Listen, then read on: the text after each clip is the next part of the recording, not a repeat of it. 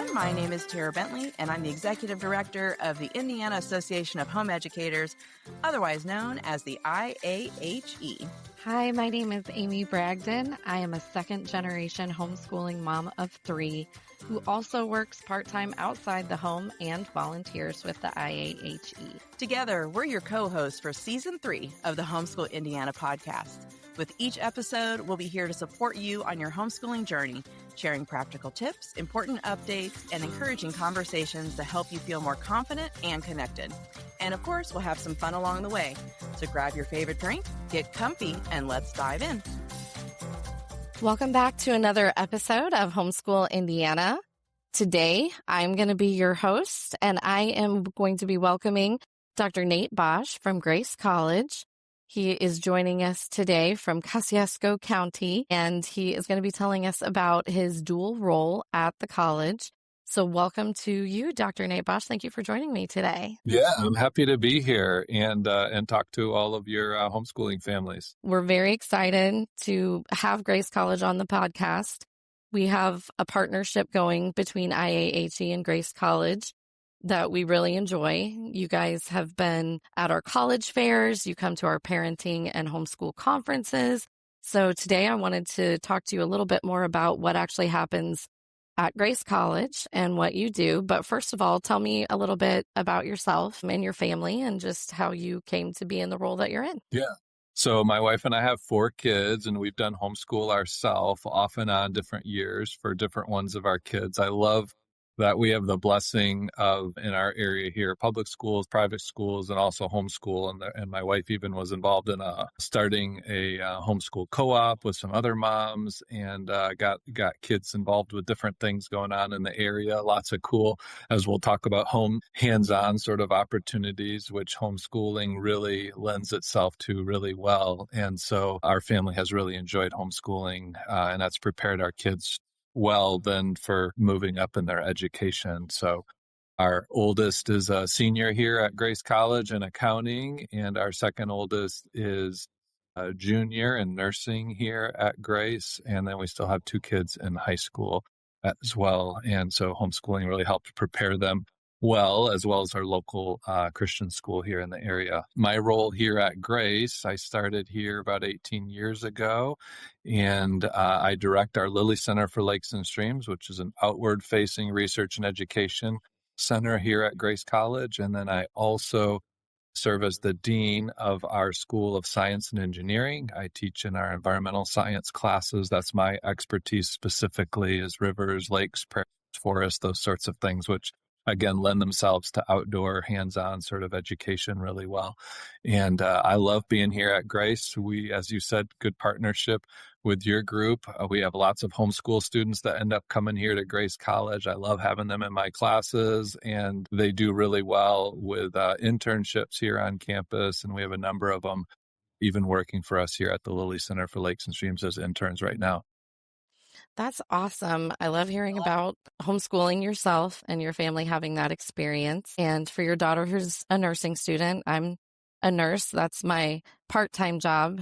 Being a homeschool mom is my full-time job. Yes. So good luck to her. And it's been a rewarding career. So I hope she does well with that. And I do just love hearing that the homeschool population is thriving at Grace. And your role, I want to get into a little bit more because I feel like it's kind of a little bit unique. I think when people think of a professor at a college, they're really thinking of in the classrooms, paper, textbook, technology, obviously now with, computers and all of that. But your role, being the dual role that it is, gets you outside of the classroom quite a bit with the Lilly Center. So tell me more about the Lilly Center and all of the awesome opportunities that you have to get outside the classroom in that. Yeah. So the Lilly Center our mission is making our lakes and streams clean, healthy, safe, and beautiful. And we work here in Kosciuszko County, which is kind of a north central Indiana. And we have over 100 lakes here, about 600 miles of streams. So lots of cool parts of God's creation. And we're motivated to be good stewards of that. And so we can extend our work even better when we get college students involved. Right now, in fact, we have 46 college student interns that are being paid by the Lilly Center for Lakes and Streams, doing lots of projects around our communities here. So we have students that are college students who are helping in our aquarium lab. We send out aquariums to lots of classrooms and libraries and community centers around our county. So there's a group of 8 to 10 students that manage all of those aquariums, help take care of all those critters. Talk about hands-on, right? Their arms are literally inside aquariums. And helping care for these critters, and out in the community, then people can learn about these amazing creatures that we have in our lakes, and it helps people take better care of the lakes then because of what they learn about them. We also have lots of K-12 field trips and outdoor education here at the Lilly Center. We've got 3 beautiful wetlands on our campus, as well as some forest and prairies, and we've got a lake and some streams just down the hill from campus. And so we're able to bring K-12 students onto our campus for these field trips. Last year, we had over 12,000 student connections, and some of it's us going to them, some of it's them coming to us here on campus, but just lots of hands-on opportunities there. So a number of our college students help out with those field trips that happen, all of them very immersive and project-based and hands-on.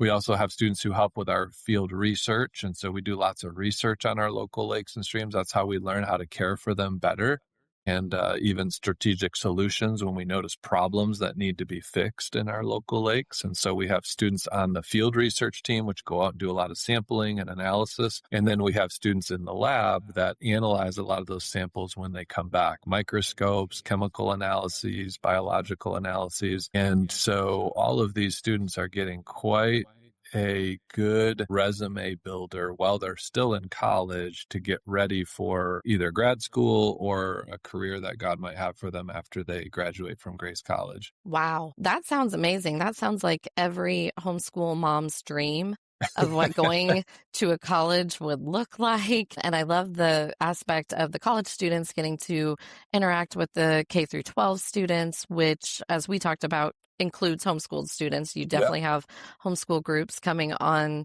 to the campus.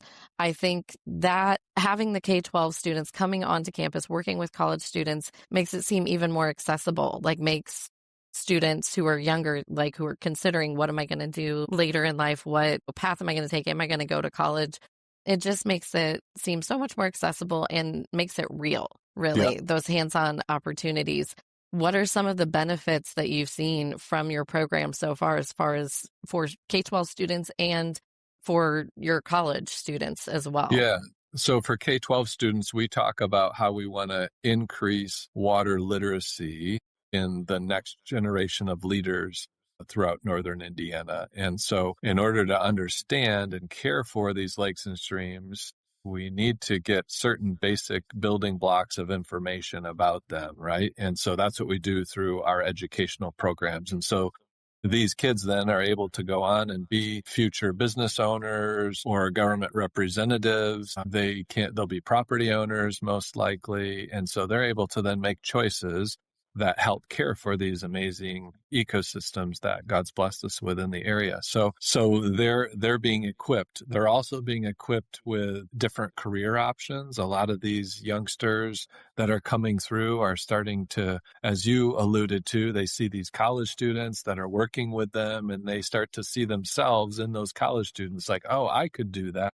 That's really interesting. I loved meeting that college student, and that's inspiring me to think about college or careers and things that I might be able to do as well, because I have some similar interests, or that was a really engaging time that I had there at the Lilly Center at Grace College. So the K-12 students, I think, are set up really well in our community to get ready for those careers and for college. Our college students themselves, and I alluded to it before, they are really well prepared because they're already building their resume while they're still in college. I like to tell prospective parents and students, gone are the days where you just get a college degree and you just automatically then get a job right after college. There's a lot more competition now. And so we need to already have a really strong resume for your son or daughter before they graduate from college. It's interesting.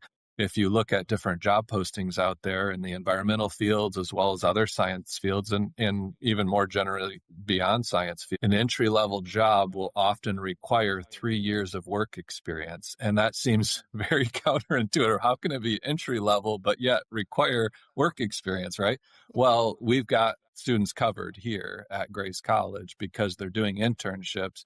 They're working a part-time job on campus that's in their field of study, and they'll get 3 or 4 years of work experience while they're here. So their resume is already built up. And I like to tell my students, hey, my job as your advisor is to help you outcompete other college graduates to get the best jobs right out of college. And we've seen that happen time and time again with our students. And so having the Lilly Center here is a real blessing for our students to be able to get prepared for career.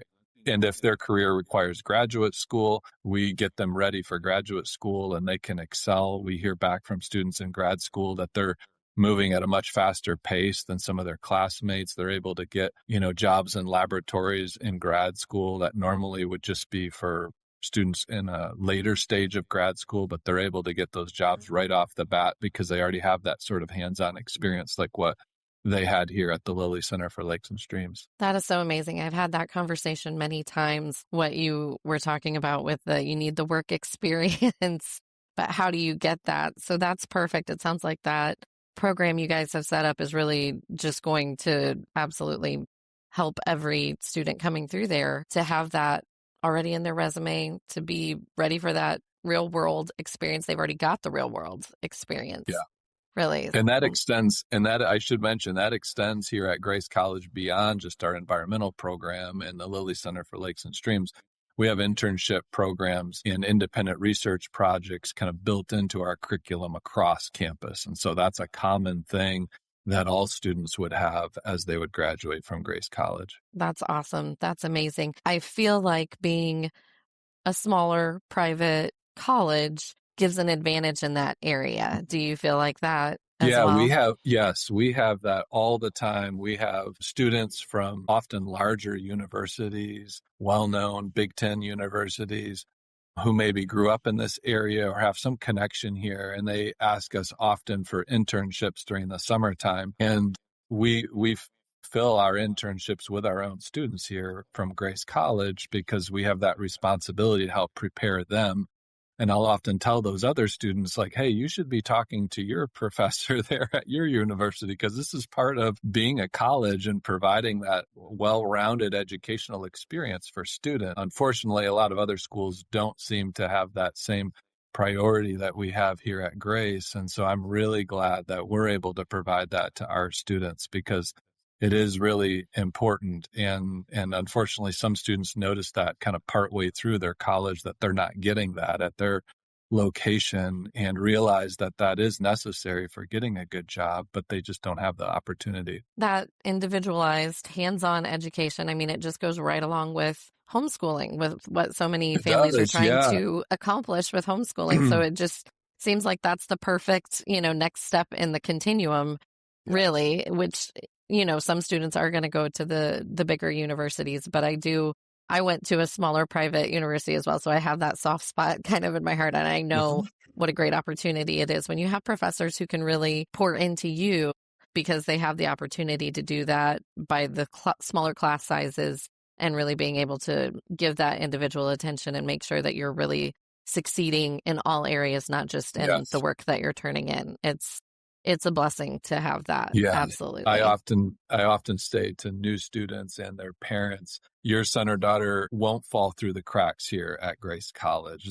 We know your son or daughter personally. We'll get to know what their career aspirations are. We help them guide them in those career aspirations, how God's wired them and what they can be successful and excited about doing in their career someday. And they're not shuffled through classes with hundreds of students where the professor's not even going to know their name. No, we will know your son or daughter personally, and we'll care for them and advise them and mentor them, coach them through as they get towards graduation. Which, again, as a homeschool mom, is exactly what, I want to hear. And I know so many others like me. would want to hear, kind of getting back into the homeschool group. So how would a homeschool group in the area or close to Kosciuszko County, how would they get involved with the programs that you're doing at the Lilly Center? Yeah, so head to our website, lakes.grace.edu, and look in our education. There's lots of educational curriculum and ideas right on the website that folks anywhere in Indiana can utilize. And if you're a little closer to northern Indiana, closer to Kosciuszko County, I like to explain it. We're kind of partway between Fort Wayne and South Bend, kind of north central part of Indiana. So if you're within driving distance, we have Lake Adventure Day, which is in the fall, open to fourth graders, and we will often have homeschoolers come and join for that. So you can just contact one of our educators and ask about that possibility. We, throughout the year, we just had one a couple weekends ago, do critter encounters, which are usually on a Saturday morning, and people from the region will drive out for those events. Those are free. And often we have a lot of homeschool families that will take advantage of those. And so we'll talk about different critters, whether it's a snake or a frog or a turtle or a certain kind of fish. We'll kind of encounter that critter with some craft and some reading, and we have those live critters here, which families can interact with, and usually some snacks that are themed with whatever critter we're talking about as well. Snacks always help. Always. Yes, always they help. do. They help. They help with college students as well as K-12 students. And adults too, right? Yeah, we never, we all we like never snacks, outgrow right? that, do we? So, I mean, the more I listen to you talk about it, the more fun this is sounding. I imagine you have a lot of fun, it sounds like, and really enjoy this program. Is there a certain aspect, or are there certain aspects that are kind of like the most fun for you in this? Yeah, I love hands-on education. That's why I went into environmental education, because it lends itself so well to hands-on. When we're out there in God's creation, I mean, you just have to get your feet dirty or your hands wet or climb a tree or look under a rock or fall into the wetland on occasion and get stuck in the mud. And these are just really fun experiences and memorable experiences. Oftentimes in education, if we can connect a certain concept with a real world experience for our son or daughter in the homeschool environment or for a student in a more formal education environment, those lessons are going to stick much better than just a textbook or a worksheet or something like that, right? And so we get to do that as educators here at the Lilly Center, and myself as a college professor at Grace. And it's so rewarding to see just the students' eyes light up when we're out there in the woods, or we've got chest waders on in a wetland, or we've got helmets and headlamps on in a cave down in southern Indiana, or we're lighting fire to a prairie and you've got the smoke and the heat of the fire. And it's just an immersive educational experience. And I really love teaching that way. And my students are really engaged and seem to resonate well with that sort of teaching too. As you were saying all of those things, and I'm picturing, most of the homeschoolers I know lighting up and being like, oh yeah, we'd love to do all of those experiences, everything he's talking about. You might be inspiring, hordes of homeschool environmental science majors right now. Like, people might be listening and thinking, this is the direction that I think, I could see my child going into. So what would you say if someone is wanting to pursue environmental science as a career, a degree? What would you recommend for them to start doing to be preparing for that in their high school years? Yeah. Well, first let's talk a little bit about what would be our motivation behind wanting to go into an environmental field. And it could be a number of different motivations. For those who would have a faith commitment in their life, it might be, hey, Genesis 1 and 2, God made it, and he said for people to take care of it. That's enough for me. That's what we need to be going about doing as humans on this earth. And so that can be very motivating and very rewarding to follow God's instruction in that way. For others, we can see how the environment is so important to our daily lives. We call them ecosystem services. So a lot of what we appreciate about living on this earth comes about from how the environment works. And so we know we need to care for that and steward that well for those services to continue. So regardless of what the motivation is, environmental science can be a really rewarding field for youngsters to go into. As far as getting prepared for that, we hear a lot about soft skills, and I think that's important. And I think that's where homeschoolers can really do well in a college environment, because they're already used to managing their time and having some autonomy in how they manage their time, more so than in a traditional school classroom.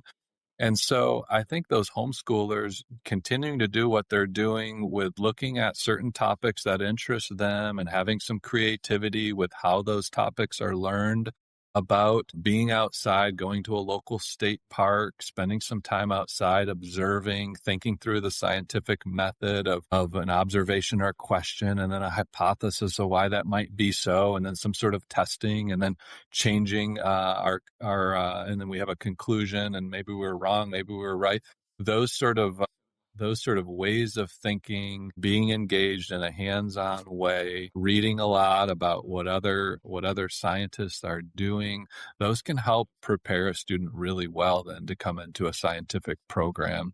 As far as classes go, I would look, if a homeschool family is able to do, some writing classes and public speaking classes, some of these basic classes that would transfer in very easily to a place like Grace College, that can be helpful because it can open up your schedule a little bit more and allow a little more flexibility for things like internships. At Grace, students in these different environmental majors, other than all of our biology and chemistry, environmental science, physics and exercise science, most health science, most all of those sciences can be done in just 3 years, a bachelor's degree. A couple of them, like our medical imaging and engineering and nursing, take a full 4 years. But even those 3-year degrees you can add with it a master's degree called a blended master's, and you don't pay for the master's classes. They get layered on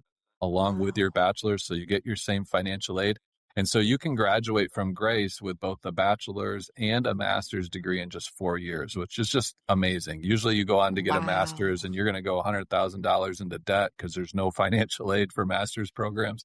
And so we have nonprofit management, which works really good with our environmental degrees, as well as MBA, Master's in Business Administration, which also works really good with some of our environmental careers. And so if you can already have those things like a writing class or a public speaking class already done, and you can get a lot of dual credit classes or take it through a community college while you're homeschooling, then those can transfer into Grace already, and you're already on your way then towards your bachelor's degree, and maybe it opens things up a little bit more for some other options. You can still graduate in 3 years and do lots of internship time, but it's a really packed schedule. And so if you're motivated to try to save some money, but still get through in a shorter amount of time, which again also saves money for your family, then I would try to get a few of those classes done even while you're in high school. That just helps you when you get to college. That's amazing. And hearing about the blended master's and bachelor's opportunity at Grace, that's a fantastic option to have as well. Since we're kind of transitioning from, our outside the classroom experiences with the Lilly Center to more inside the classroom, and that's kind of your dual role, being the dean of environmental science and things like that.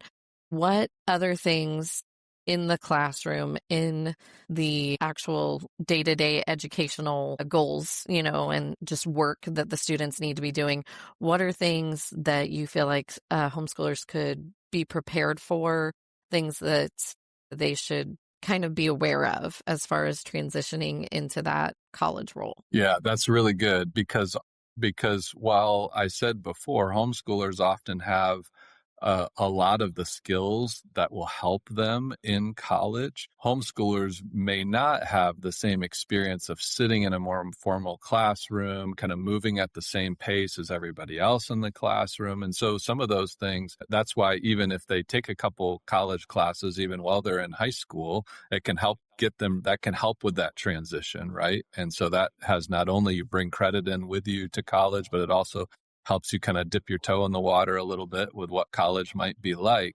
So I think that's good.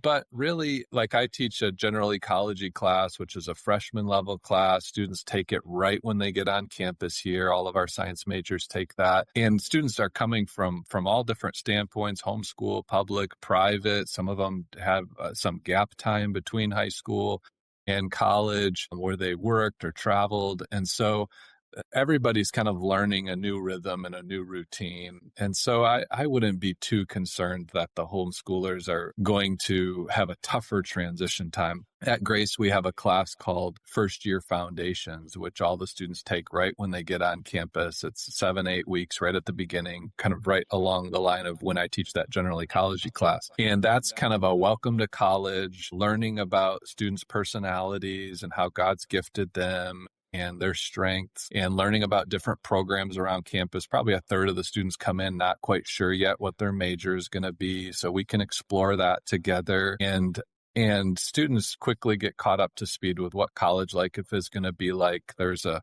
array on their hall in their dorm, which is there for all the social aspects. There's health center, there's counseling available, there's a learning available for students who need help with tutoring or test taking accommodations. I mean, there's just a whole host of people that are ready to engage with freshmen when they come on campus, regardless of what they might be struggling with or what they might need a little extra help with. So I wouldn't be too concerned as a homeschool family thinking ahead about college and is my son or daughter going to be ready for this more formal. College seems to me to be more of a mix between homeschooling and a formal sort of traditional classroom, because you have a little bit more autonomy with how you're spending your time. Classes you can work ahead for. It's a lot of independent work for that class. A lot of our K-12 schools, more formal schools around the state of Indiana, don't even have homework anymore. And as a homeschooler, that's kind of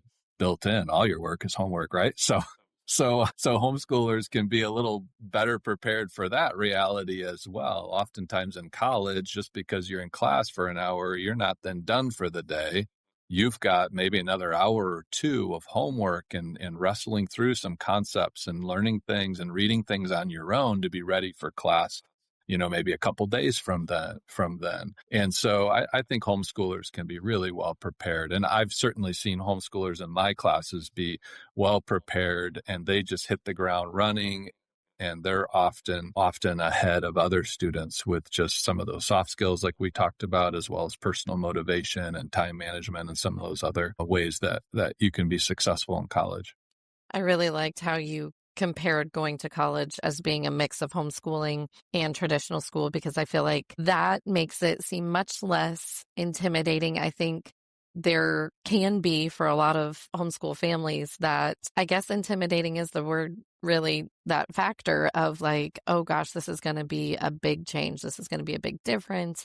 Did I prepare my student enough for this? But when you talk about it that way, as it's, the perfect mix almost of homeschooling and independent study and that kind of thing, and also the traditional school, I think it does show that the transition isn't as foreboding as what some might think it was.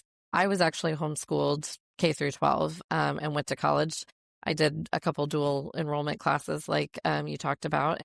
I didn't feel like there was this big like drop off or anything like that. The transition felt pretty natural for me too. So I really appreciate hearing like you say that too, that it really doesn't seem to be, from your experience on the professor side of it, right. As the educator, you don't see this huge shift like, oh my goodness, that they're not doing enough, or being prepared enough at all.